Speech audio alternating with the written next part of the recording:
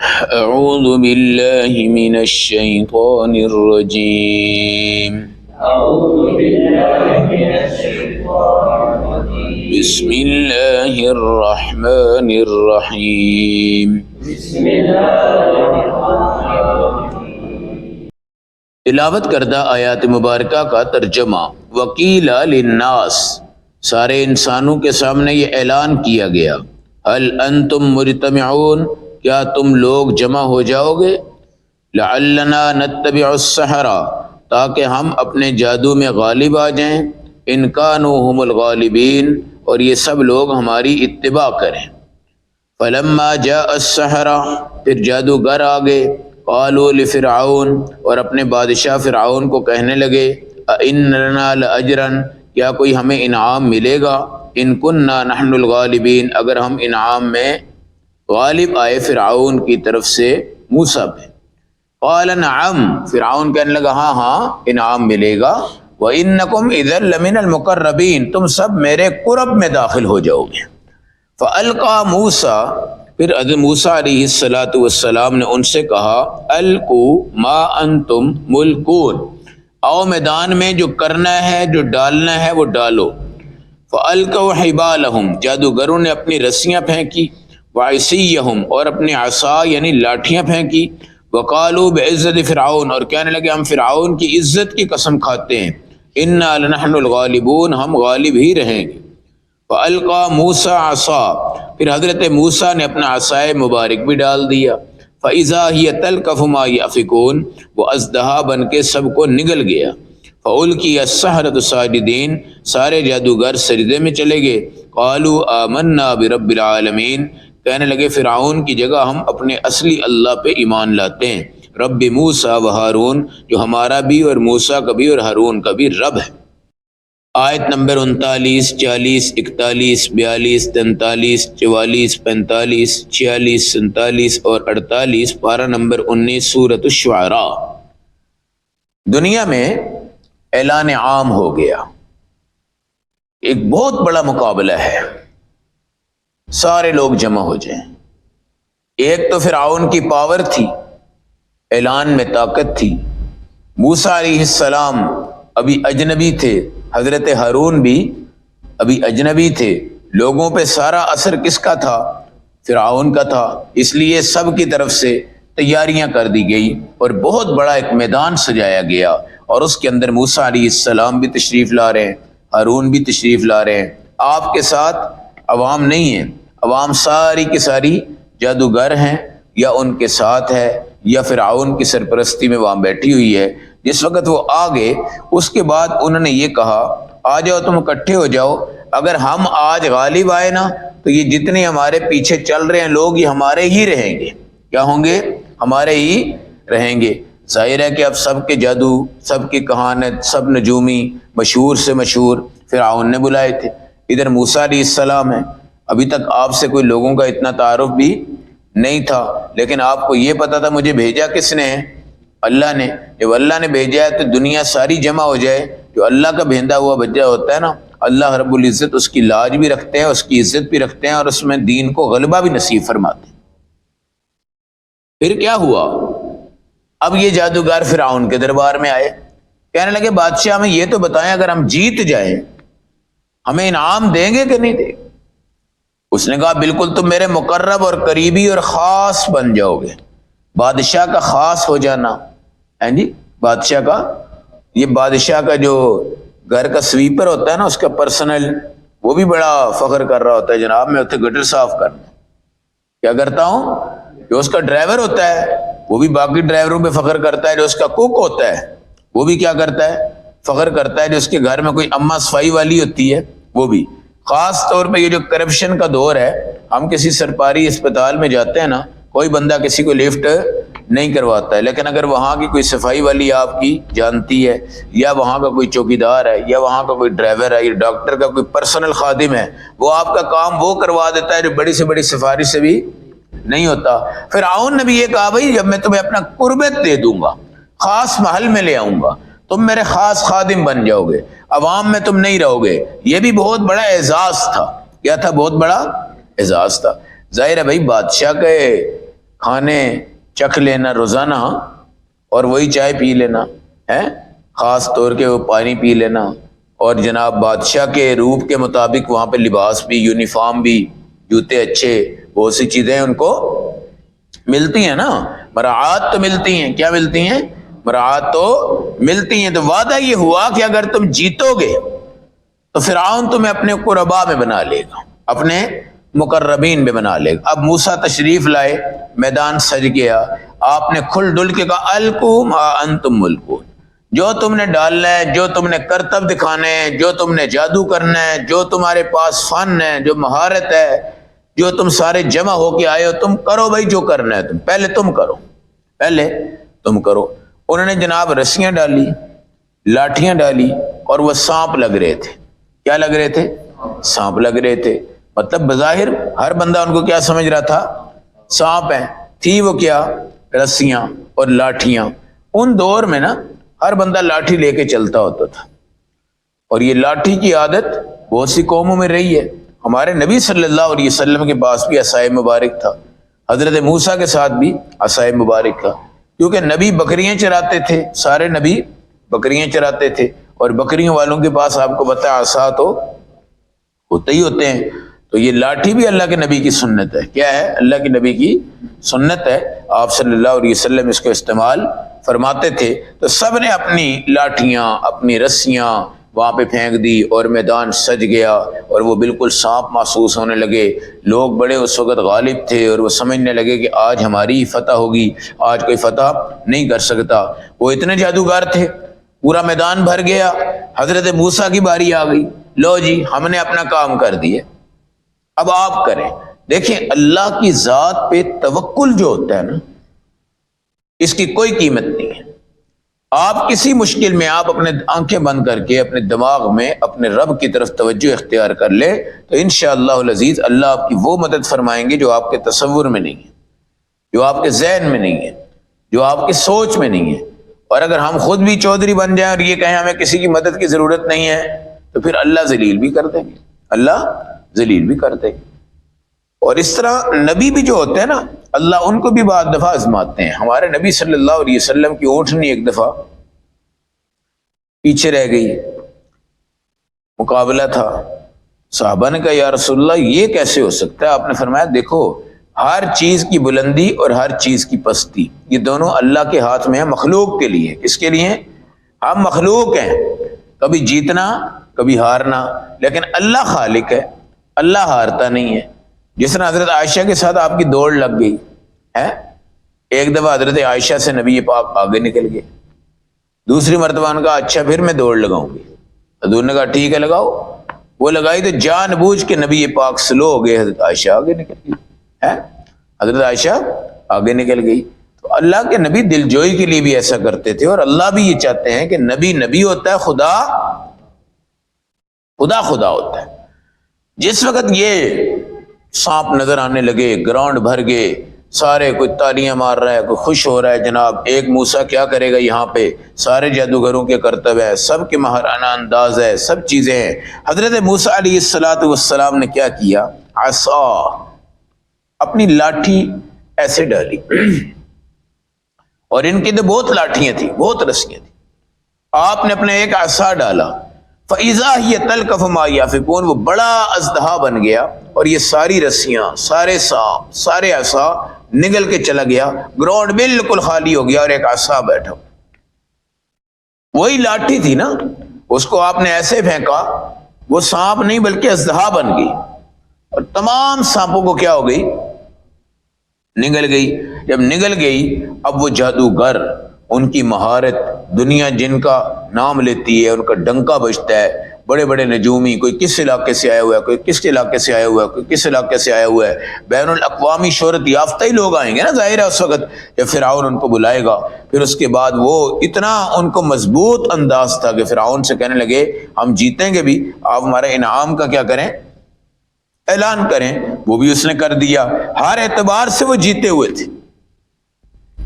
جیسے نمرود نے آگ جلائی، جو آگ جلی تھی یہ ہو نہیں سکتا تھا کہ ابراہیم اس میں بچ جائے، ابراہیم اس میں یہ نہیں ہو سکتا تھا، لیکن اللہ نے جنت کا بچھونا بچھا دیا، ابراہیم کو اس پہ رکھ دیا، اور وہ جو کوئلے تھے، انگار تھے، اس سے کھیلنے لگ پڑے، اور ایک پھل کا درخت بھی ساتھ پیدا کر دیا، اور ایک عجیب منظر تھا۔ اس وقت بھی ساری دنیا تھی کہ نمرود آگ جلائے اور یہاں ابراہیم بچ جائے، یہاں پہ فرعون جو ہے وہ جادوگر بلائے اور موسیٰ جیت جائے، یہ ان کے تصور میں بھی نہیں تھا، تصور میں بھی۔ خیر، جادوگر تو سمجھ گئے نا کہ ہم بڑے ماہر ہیں، لیکن موسیٰ نے کیا کیا ہے، یہ ہمارے جادو کی کہانی سے کوئی بہت اونچی بات ہے۔ کیا ہے یہ؟ اس کو معجزہ کہتے ہیں۔ کیا کہتے ہیں؟ جادو بھی ہوتا ہے مگر اس کے خالق انسان ہے، معجزات کا جو خالق ہے وہ کون ہے بھائی؟ اللہ ہے۔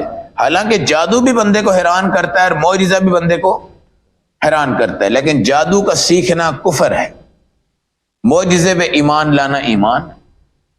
جادو سیکھنا شرکیہ الفاظ سے کسی کو تباہ کرنے کے لیے، برباد کرنے کے لیے، ہلاک کرنے کے لیے، یہ کفر ہے۔ کیا ہے یہ؟ کفر ہے۔ البتہ اگر کوئی جادوگر ہم پر جادو کرتا ہے اور ہم اس کے دفاع کے لیے کچھ جادو کے عمل سیکھتے ہیں تاکہ ہم اس کا توڑ کر سکیں، اس کی گنجائش ہے، اس کی کیا ہے؟ گنجائش ہے۔ ورنہ جادوگر بننا اور جادو سیکھنا اور جادو دنیا پہ کرنا یہ کفر ہے۔ یہ کیا ہے؟ کفر ہے۔ خیر، سارے عصا، سانپ، ہر چیز ختم ہو گئی، تمام میدان خالی ہو گیا، موسیٰ رہے، آپ کا عصا رہا۔ جادوگر سمجھ گئے ہم تو بہت بڑے ماہر ہیں، لیکن موسیٰ نے جو فن ہمیں دکھایا نا، یہ آج تک ہمارے پورے علاقے میں نہیں ہے، پورے مصر میں نہیں ہے، کسی نجومی کے پاس نہیں ہے، کسی جادوگر کے پاس نہیں۔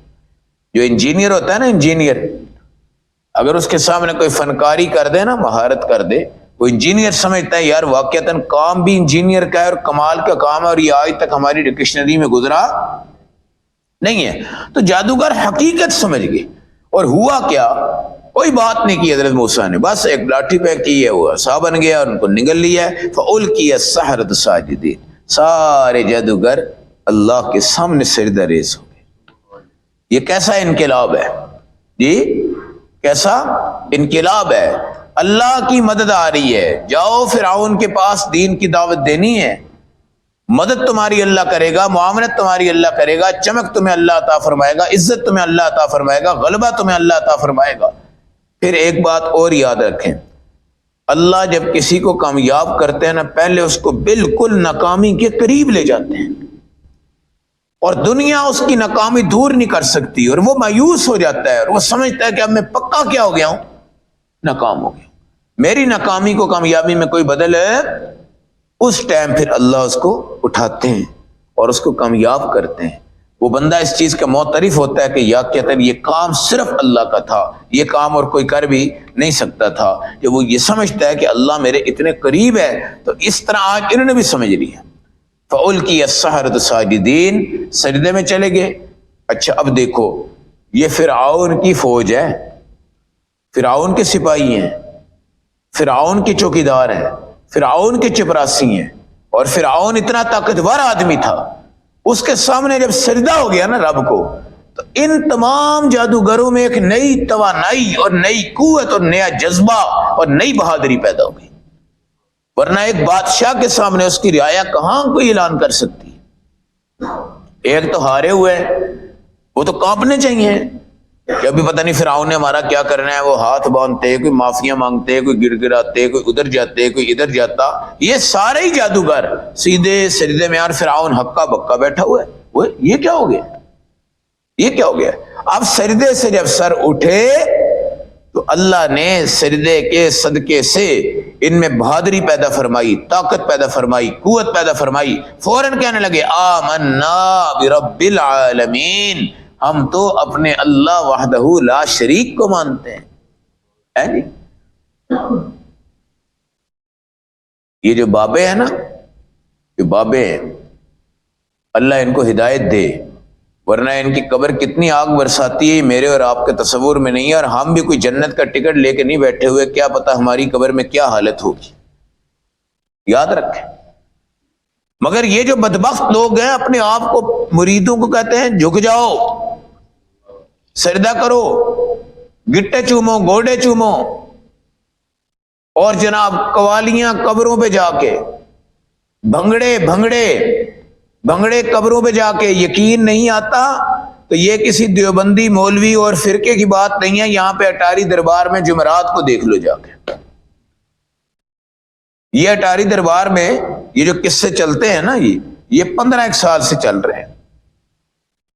اس سے پہلے چھوٹا سا ہوتا تھا سسٹم، کوئی آتا، کوئی 2 بندے، 1 بندہ کھڑا ہوتا ہے۔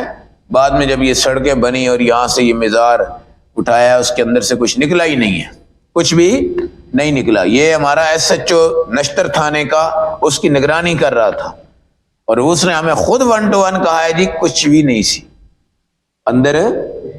اچھا، ہم نے پوچھا یار وہ بابا ہے کدھر اٹاری والا؟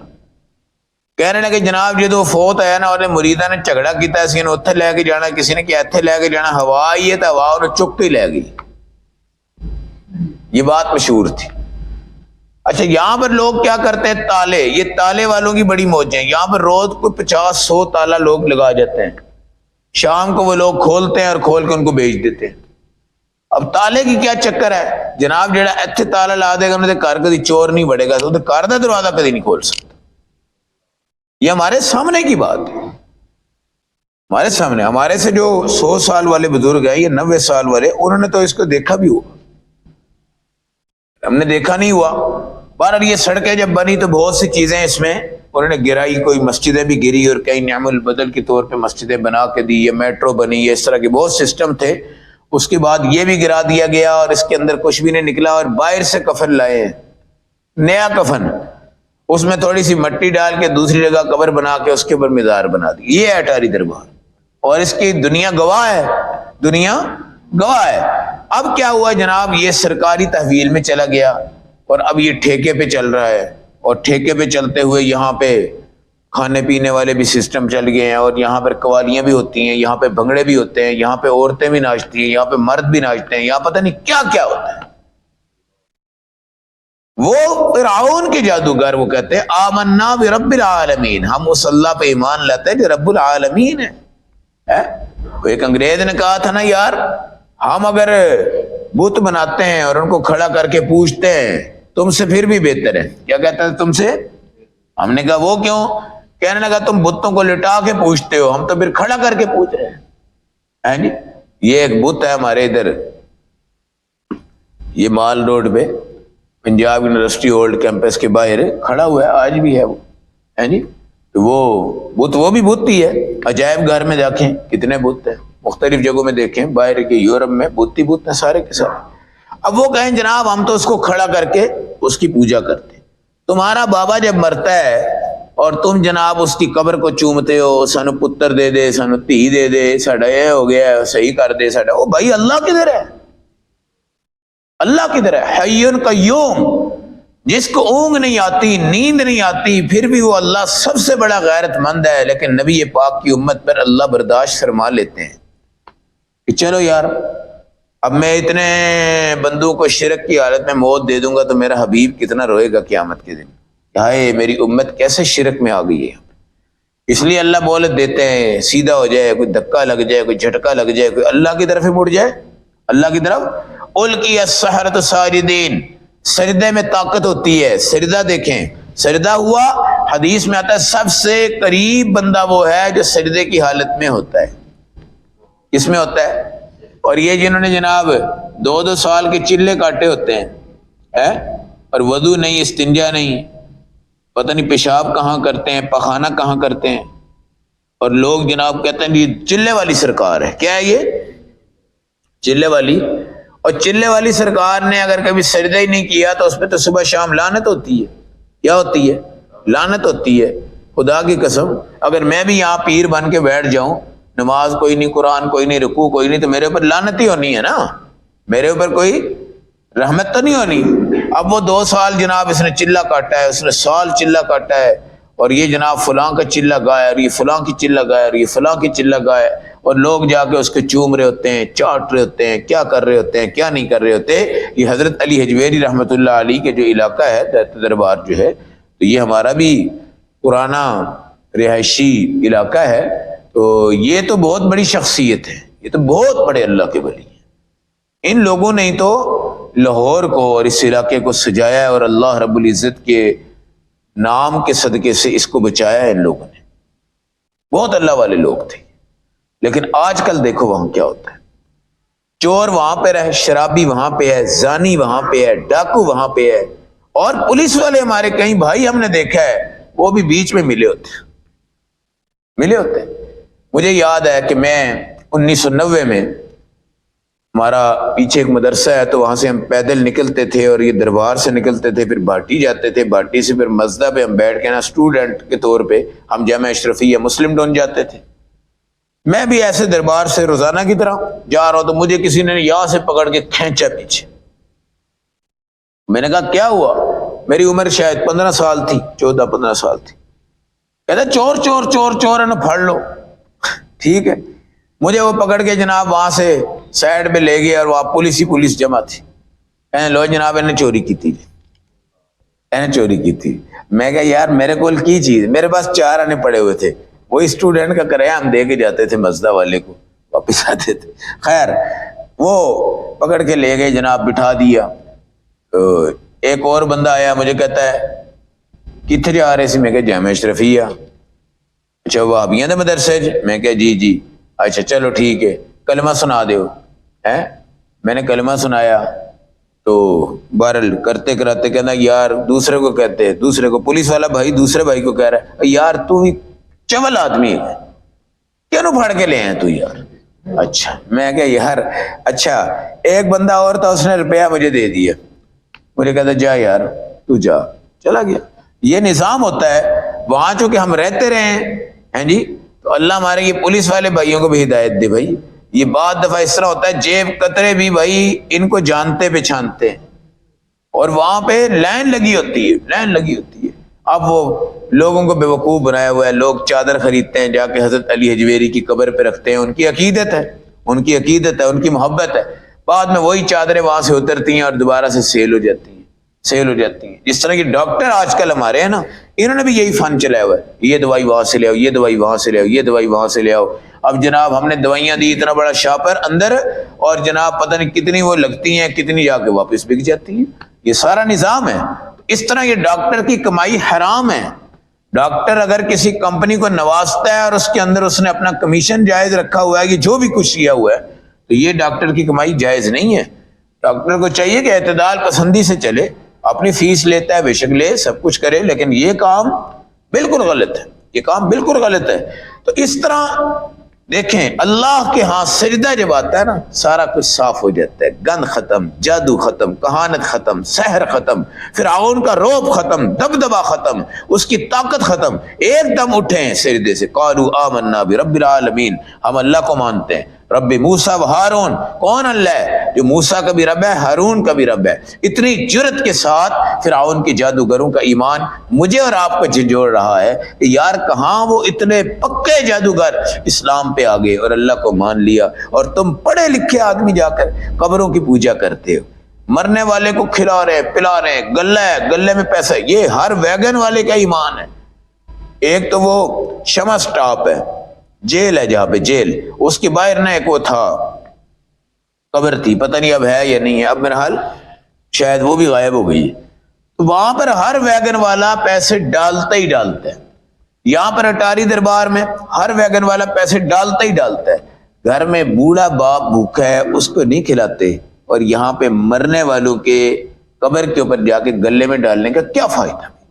کس کو کھلانا ہے؟ حکومت کھائے گی، میں کھا لوں گا، آپ کھا لیں گے، ہم نکال لیں گے، ہڑپ کر جائیں گے، کھا لیں گے، جو بھی ہوگا، لیکن وہ بیچارہ جو فوت ہو گیا ہے کیا اس کو کوئی رزق دے رہا ہے؟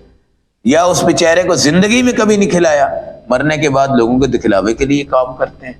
تو آج کے واقعات ہمیں بتاتے ہیں کہ ہمیں شرم آنی چاہیے، ہم نبی پاک علیہ السلام کے امتی ہیں، ہمیں کبھی شرک کے پاس نہیں جانا چاہیے، ہمیں اللہ کی وحدانیت، خدا کے ہاں سجدہ ہر وقت کرنا چاہیے۔ پھر اللہ اس سجدے میں کیا دیتے ہیں وہ انسان کو پتہ ہوتا ہے۔ اللہ ہمیں عمل کی توفیق دے۔ اللہم صلی